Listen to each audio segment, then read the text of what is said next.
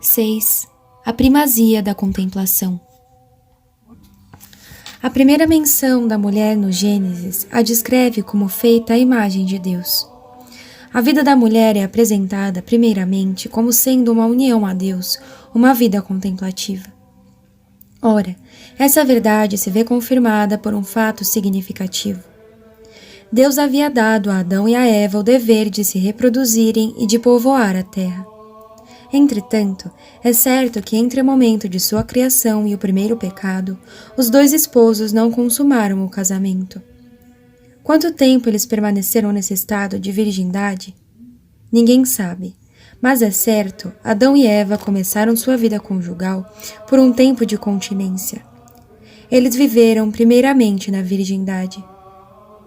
Isso não significa, de modo algum, que a união dos corpos fosse para eles algo de ruim ou motivo de desonra. Muito pelo contrário, isso fazia parte de seu dever de Estado. A obra da vida era o meio escolhido por Deus para que eles atingissem o fim primeiro do casamento.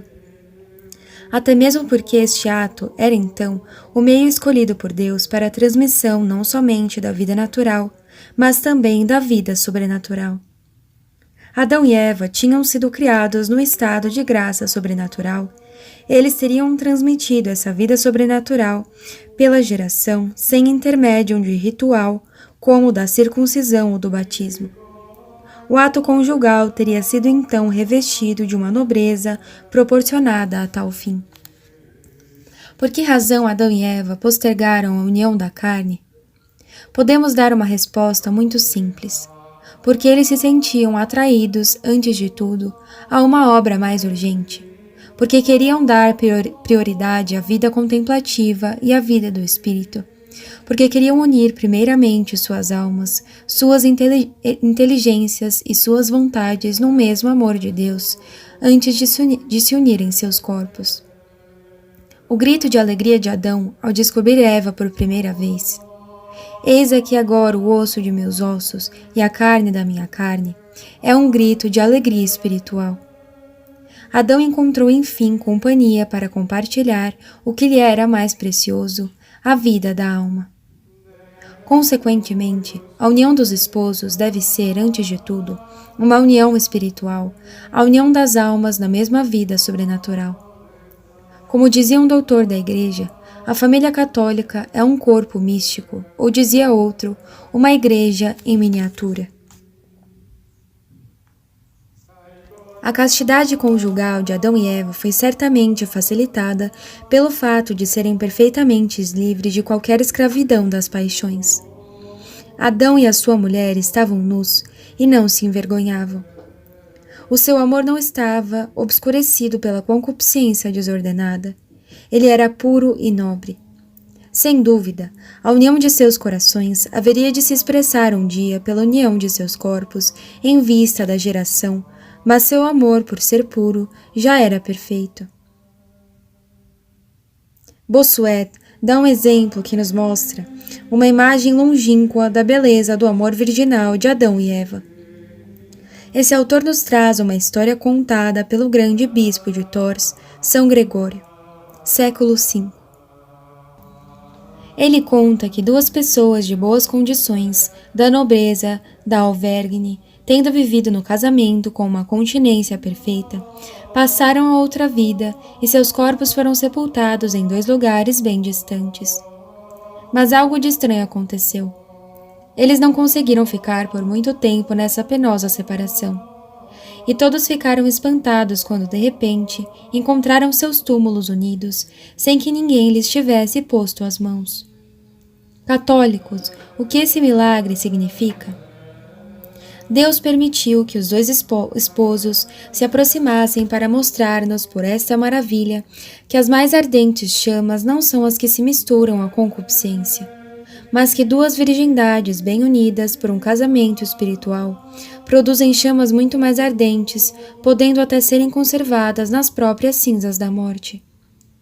Por essa razão, Gregório de Tours, que nos descreveu essa história, acrescenta que a população dessa aldeia chamava habitualmente esses túmulos de túmulos dos dois amantes, como se esse povo quisesse dizer que eles foram verdadeiros amantes porque se amavam pelo Espírito. Certamente, esse exemplo de abstinência perfeita corresponde a um chamado raríssimo de Deus. No entanto, ele traz uma grande luz à vida do lar católico, que deseja restaurar, pela graça do sacramento, a beleza da união de nossos primeiros pais. De fato, os esposos são unidos primeiramente pela vida da graça. Seu primeiro dever consiste, então, em aprofundar cada dia mais a união de suas almas pela vida de oração. É assim que eles se amarão mutuamente, profundamente e de verdade. É aí que sua vida comum encontrará sua dignidade. A virgindade de Adão e de Eva não significava de forma alguma frieza e desprezo do corpo. Pelo contrário, dava lugar a um amor mais forte e mais generoso. 7. O pecado de Eva. Mas a serpente era o mais astuto de todos os animais da terra que o Senhor Deus tinha feito. E ela diz à mulher: Por que vos mandou Deus que não comesseis de toda a árvore do paraíso? Após este tão belo começo, o livro do Gênesis apresenta um episódio doloroso: o pecado de Eva.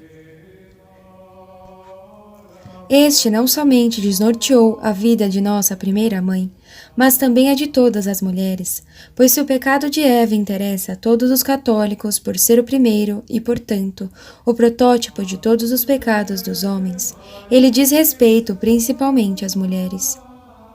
É surpreendente, de fato, ver que a primeira mãe não somente foi infiel ao mandamento de Deus, mas também à sua missão de esposa. A este respeito, esse fato mostra de forma negativa a vocação da mulher e define seus deveres. Convém aqui recolocar este episódio em seu próprio contexto. Eva foi dotada por Deus de todos os dons da natureza e da graça. Ela ama a Deus de todo o seu coração e quer permanecer fiel à tão bela vocação que lhe foi confiada.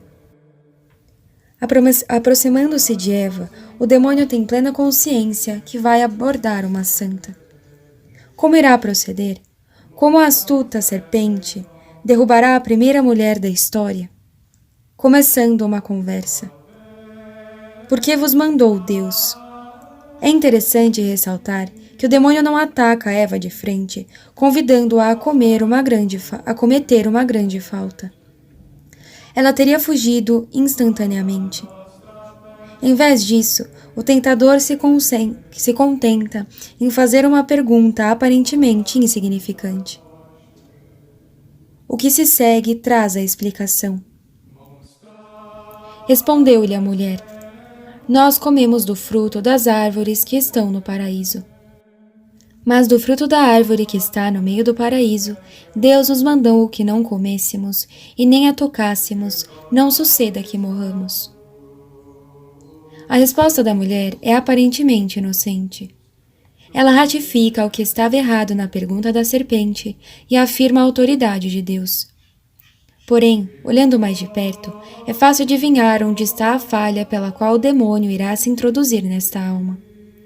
Neste instante, Eva ainda não peca diretamente contra Deus, já que ela defende sua honra, mas sim contra sua vocação de esposa. Escutando o dom desafiador da serpente, ela duvida da integridade de Deus. Eva deveria ter procurado seu marido. Deus tinha dado Adão por chefe, a Eva como protetor, como mestre da verdade e da virtude. Nessa dependência dócil a seu marido, a mulher estaria segura. Adão teria detectado a armadilha do astuto. Mas não, Eva prefere responder por si própria. Ela aceita o jogo da conversa, procura um magistério, por assim dizer, fora da fonte natural que Deus lhe fixou, e abandona a dependência devida a seu marido. Diante disso, o demônio pode ter a certeza de ganhar.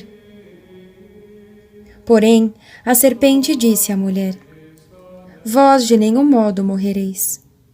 Mas Deus sabe que em qualquer dia que comerdes dele, se abrirão os vossos olhos e serei como deuses, conhecendo o bem e o mal. A resposta da serpente é muito esclarecedora. Minutos atrás, Eva era uma santa, uma alma nobre e generosa. E eis que diante dela, a serpente pode afirmar com toda a segurança que Deus é mentiroso e ciumento. Imaginemos que o diabo tivesse apresentado tal absurdo a uma Santa Teresa d'Ávila ou a uma Santa Catarina de Siena. E se o faz, ele, o mais astuto de todos os animais da terra, é que tem certeza de que não vai perder sua presa, tem certeza de ter ganhado. O diabo sabe que pode se permitir tal audácia porque Eva, de forte que era, tinha se tornado extremamente fraca. E por quê? Porque ela tinha abandonado sua proteção natural e providencial, a zona benéfica da autoridade de seu marido. Dessa forma, o diabo pôde avançar em sua presa. Qual foi então a origem do pecado de Eva? A primeira mulher da história quis emancipar-se. Ela recusou os limites naturais que Deus lhe tinha dado e que significavam para ela segurança, felicidade e beleza. Ela quis ser seu próprio mestre e tomar conta de sua própria vida.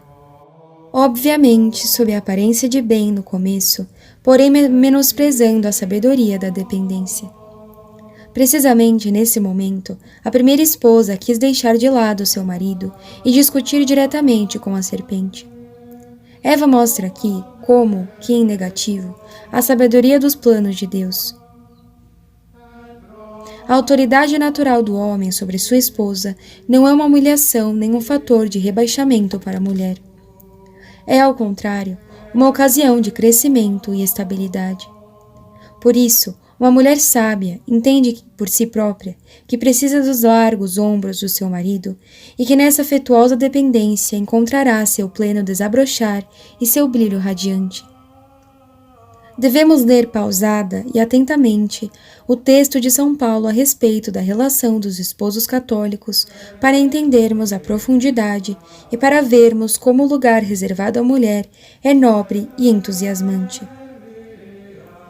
As mulheres sejam sujeitas aos seus maridos, como ao Senhor, porque o marido é a cabeça da mulher, como Cristo é a cabeça da Igreja, seu corpo, do qual ele é o Salvador. Assim como a Igreja está sujeita a Cristo, assim o estejam também as mulheres a seus maridos em tudo, o que não é contra a lei de Deus. Maridos, amai as vossas mulheres, como também Cristo amou a Igreja e por ela se entregou a si mesmo, para santificar, purificando-a no batismo da água pela palavra, para apresentar a si mesmo esta Igreja gloriosa, sem mácula, nem ruga ou coisa semelhante, mas santa e imaculada. Do mesmo modo, os maridos devem amar as suas mulheres como ao seu próprio corpo. O que ama a sua mulher, ama-se a si mesmo. Com efeito, ninguém aborreceu jamais a sua própria carne, mas nutre-a e cuida dela, como também Cristo o faz à Igreja, porque somos membros de seu corpo místico. Por isto, deixará o homem seu pai e a sua mãe, e se unirá à sua mulher, e serão dois numa só carne. Grande mistério é este, eu o entendo em relação a Cristo e à Igreja. Por isso também, cada um de vós, a exemplo de Cristo que ama a sua Igreja, ame a sua mulher como a si mesmo, e a mulher respeite o seu marido.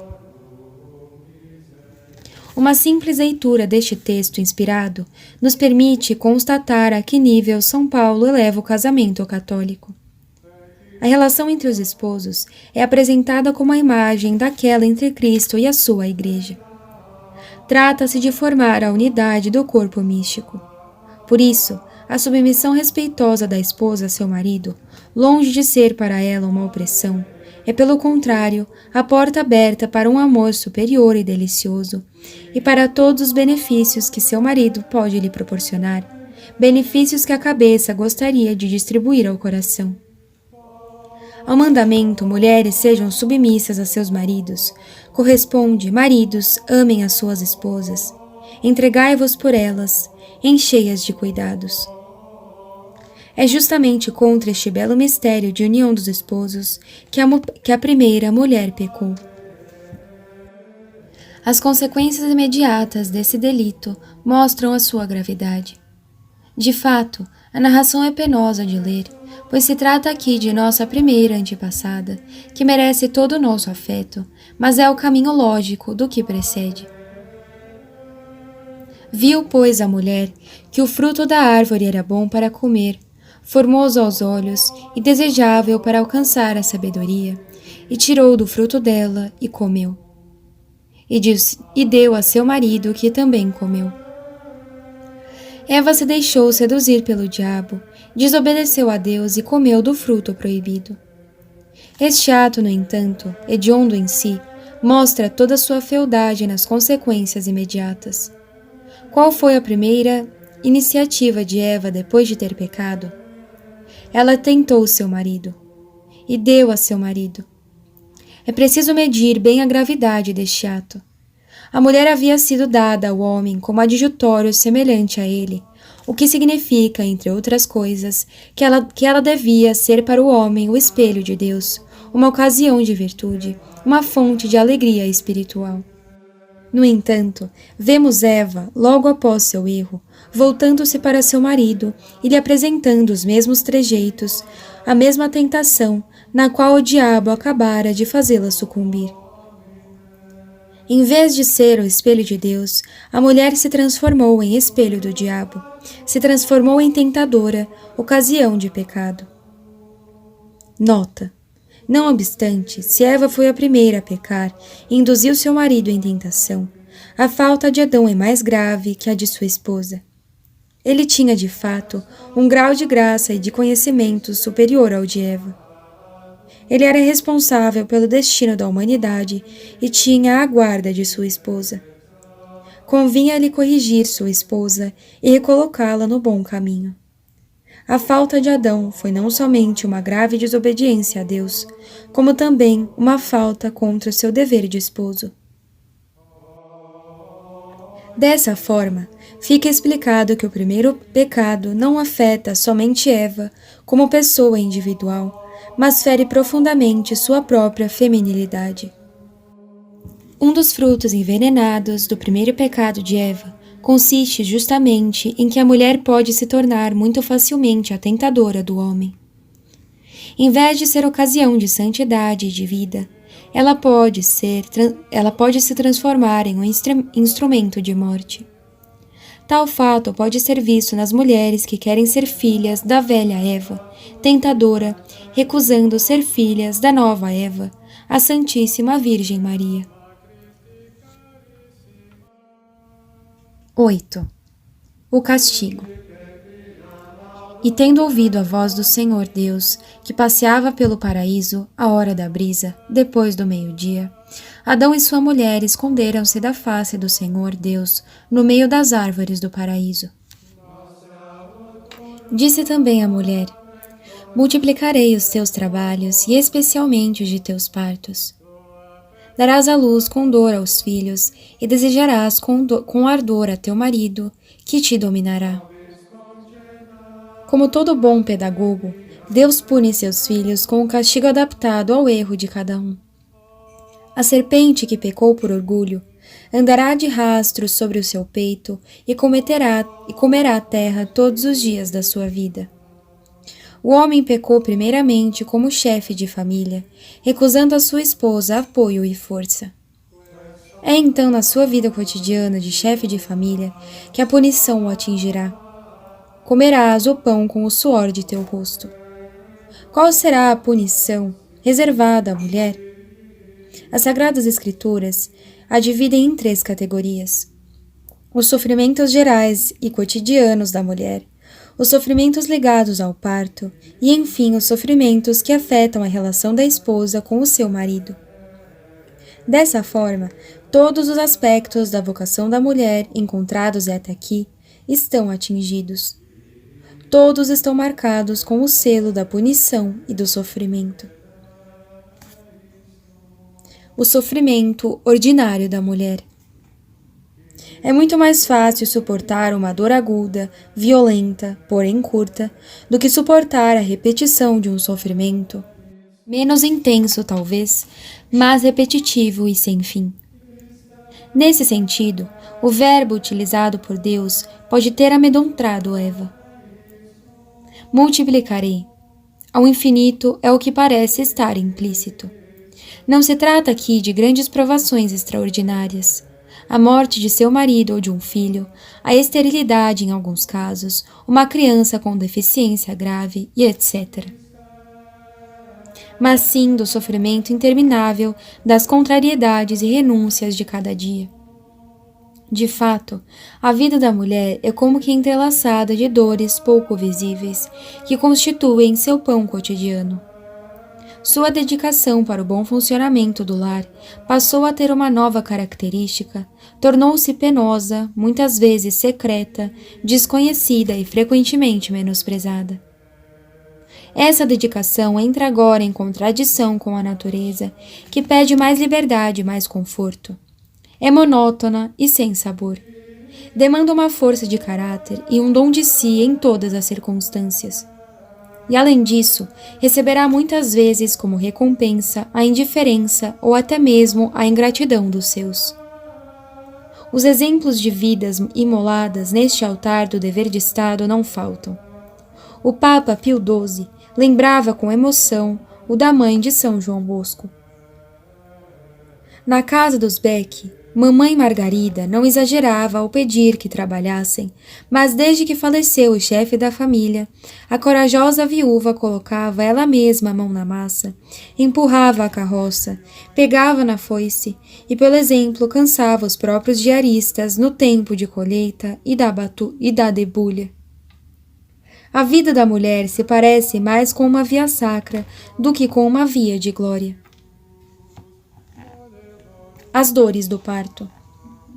A pena do dever humilde e obscuro não foi reservada somente à mulher. Ela se aplica, de certa forma, também ao homem.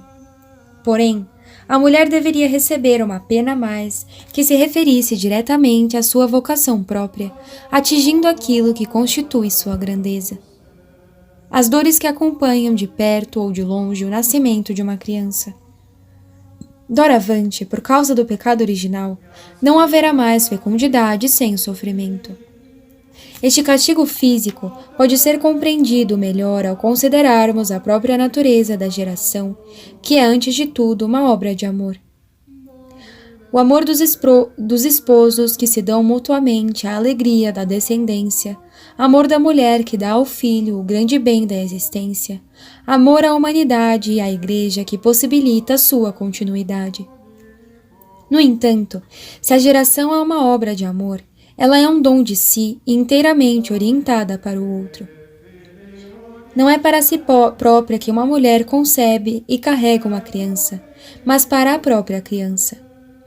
A mulher não é mãe para aproveitar seu filho, mas para dá-lo ao seu marido, à família, à sociedade e a Deus. No Evangelho, Nosso Senhor dá um motivo muito significativo para a alegria de um nascimento. A mulher, quando dá à luz, está em sofrimento porque chegou a sua hora, mas depois que deu à luz um menino, já se não lembra de sua aflição, pelo gozo que sente de ter nascido um homem para o mundo. Consequentemente, a maternidade doravante só poderá se realizar no sacrifício, na renúncia de seus próprios interesses. Toda obra de amor é como um belo castelo que só pode ser construído sobre as ruínas do egoísmo.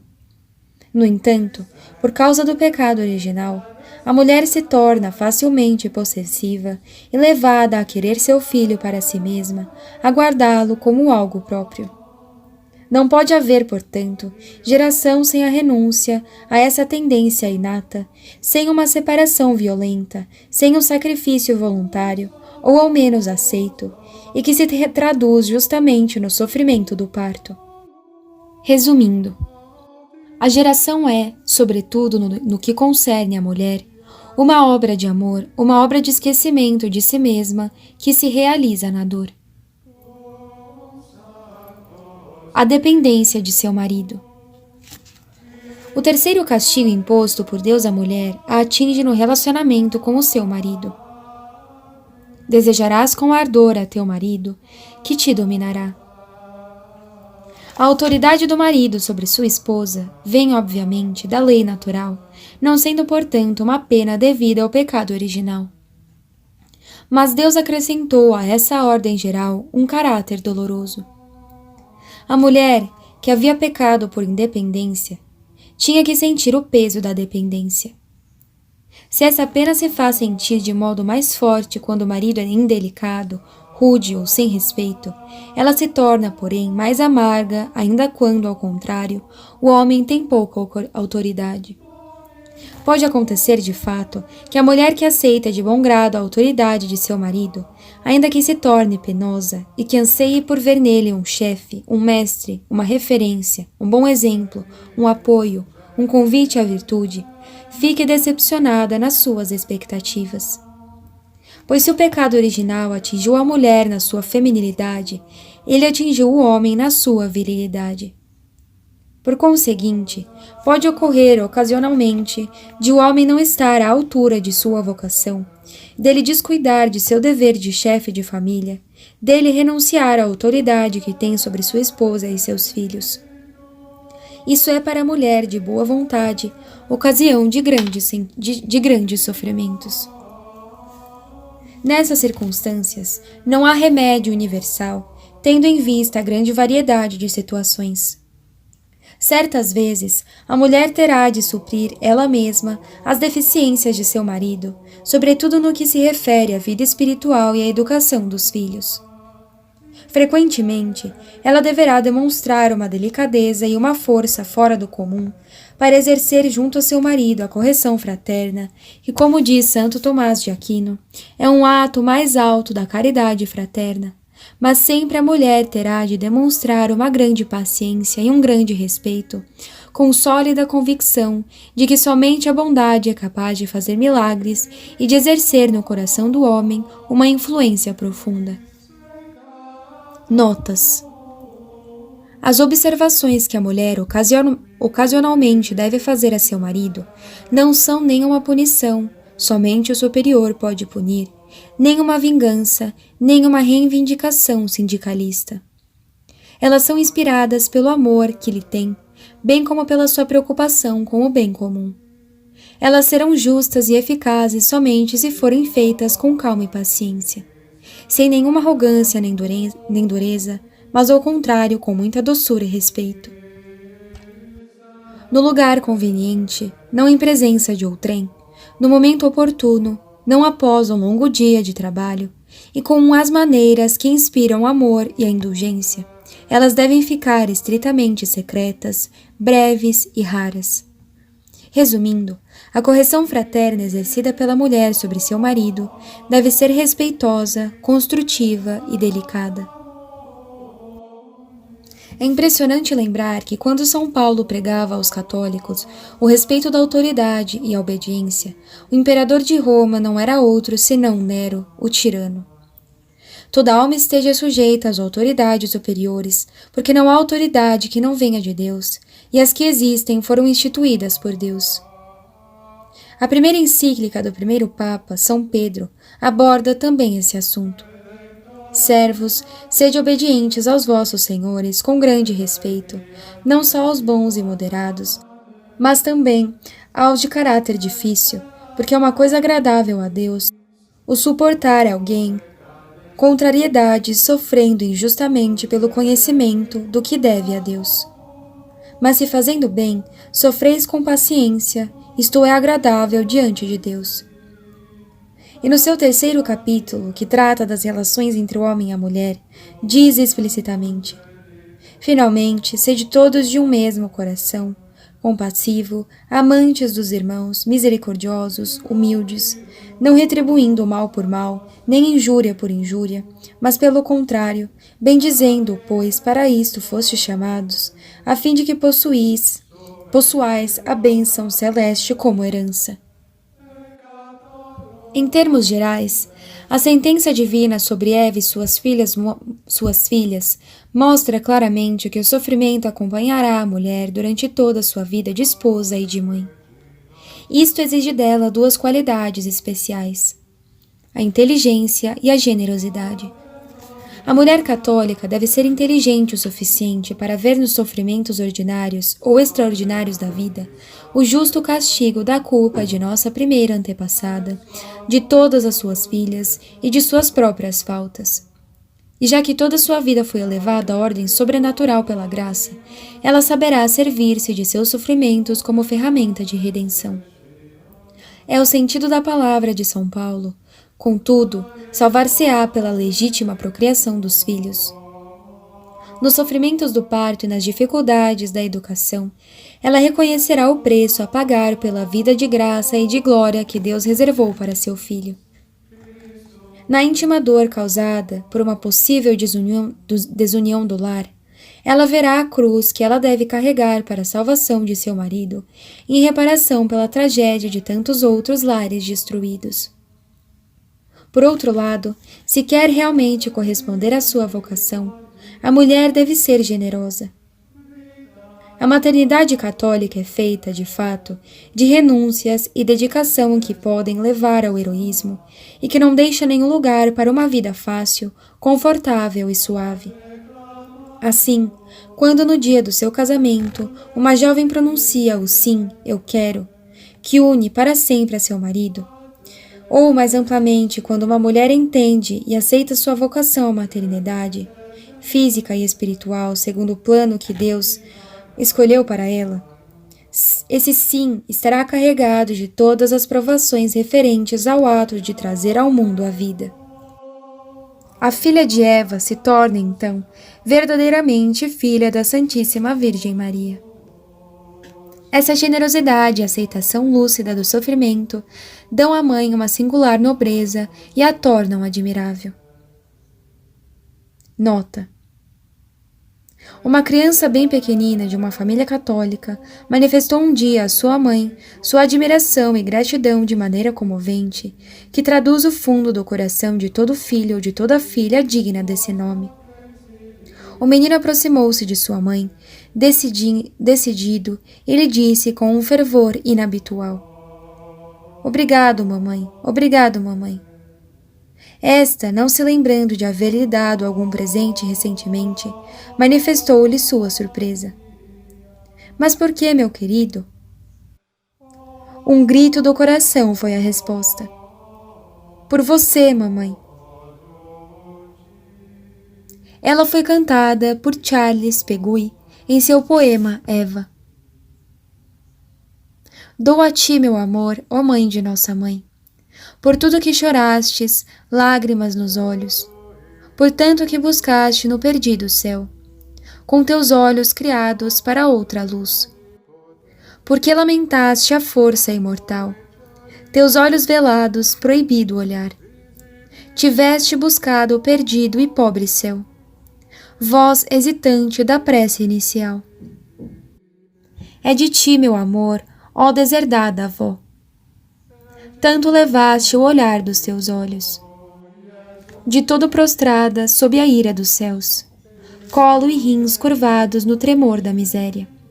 Quanto a mim vos saúdo, primeira mulher, infeliz mais que todas, decepcionante, imóvel entre todas, decepcionantes, cabelos de avó, mãe de Nossa Senhora.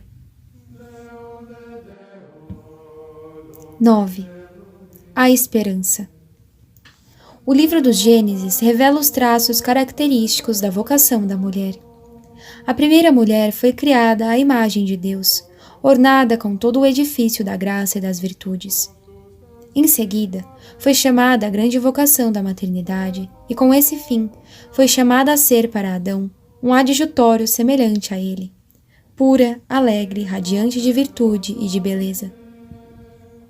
Mas eis que, por sua culpa, a magnífica obra de Deus foi arruinada, ou pelo menos profundamente danificada. Por conseguinte, Adão e Eva perderam o estado de graça e as virtudes sobrenaturais, O seu relacionamento foi profundamente deteriorado, principalmente pela concupiscência, que a partir desse momento viria a sujar o seu amor. Eva poderia, com razão, considerar-se a primeira responsável por este imenso desperdício. Quantos sentimentos não encheram então sua alma? Sentimentos de culpa, de medo e de angústia. Isso seria não contar com a paternal bondade de Deus, ignorar sua delicada pedagogia. Pois antes mesmo de impor a Adão e Eva o castigo severo e bem merecido, Deus fez brilhar no coração dos dois culpados a chama da esperança.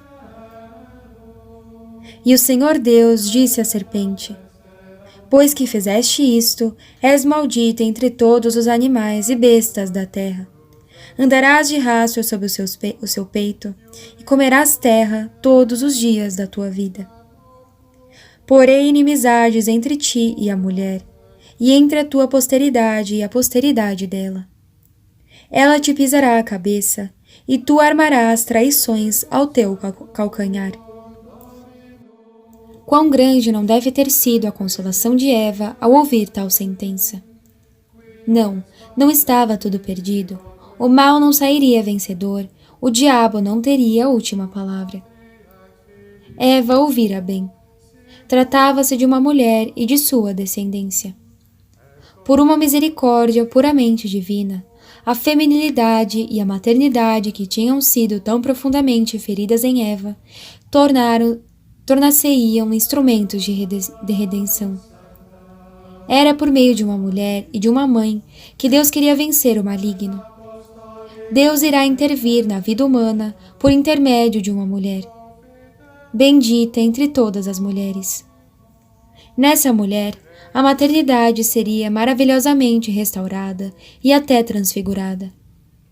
São Fulgêncio diz a este respeito: Maria foi a restauradora da mulher, que foi liberada por ela da ruína da primeira maldição. Porém inimizades entre ti e a mulher. Esta declaração solene de Deus iria ressoar no coração de Eva até o fim de sua vida como uma doce melodia. Doravante, seria sua razão de viver e seu ideal, ser a mãe ou a antepassada da mulher pela qual Deus venceria o mal. Transmitir a vida, educar seus filhos, preparar as condições de pureza, de inteligência, de paz e de ordem, que permitiriam a vinda desta mulher e de seu bendito fruto. Eis o sopro que levou daquele momento em diante a vocação da mulher. De fato, essa bela esperança se transmitiu de mãe para filha ao longo da história sagrada.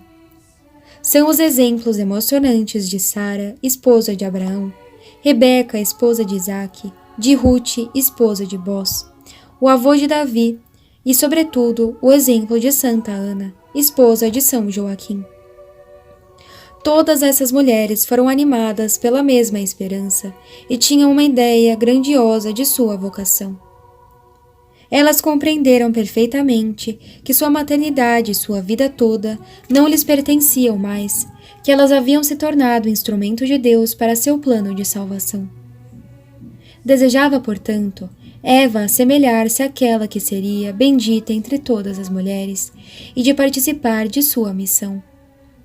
A Santíssima Virgem Maria já morava no coração de todas as mulheres do Antigo Testamento como um modelo a ser imitado, como a estrela da manhã que deveriam seguir. Essa nota de esperança determina a vocação de toda mulher católica. Com Maria, a mulher trabalha para a vinda ao mundo de Jesus em seus filhos, que são irmãos de Jesus pela graça. Com Maria, a mulher vive na pureza e na oração para não comprometer em nada a obra do Espírito Santo. Com Maria, a mulher fica ao pé da cruz e no cenáculo para rezar.